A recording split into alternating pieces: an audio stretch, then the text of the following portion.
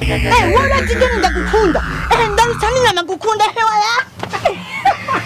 Ewe, ubiriza. Ariko jewe hariya naragiye muri Dubai ndagenda. Narabuze n'umukobwa, mugabo wewe uri ngaha. Yaba. Oya. Ni barabara nawe. No. Ninda dushike indani. Dushike indani gute? Reka nta bantu wagiye hani febre.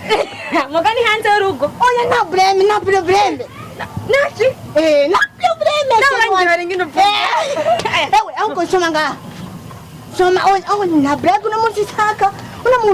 Unamuzi ni sina. Ndanda. Handitse umuntu. Yo. Nagusam handitse umuntu. Ewe uhindukira basi. Hindukira. Matako makubwa hapa na bado. Ewe. Ati mama bona yoyo.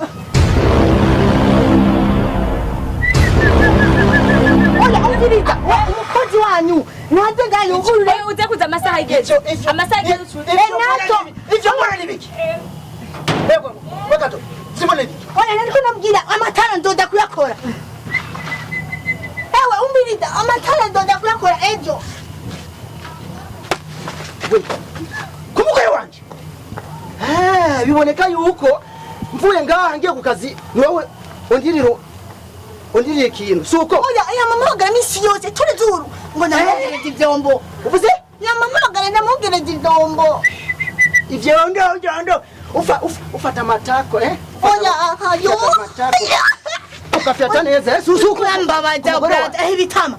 Nawe batakoje uri kurankanga. Utanguye kunuka ku mugore wanje. Jewe nta brother mbashaka. Beti ari ibintu rero bidasandigwa.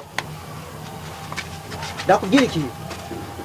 Nundi munsi ku mugore wanje.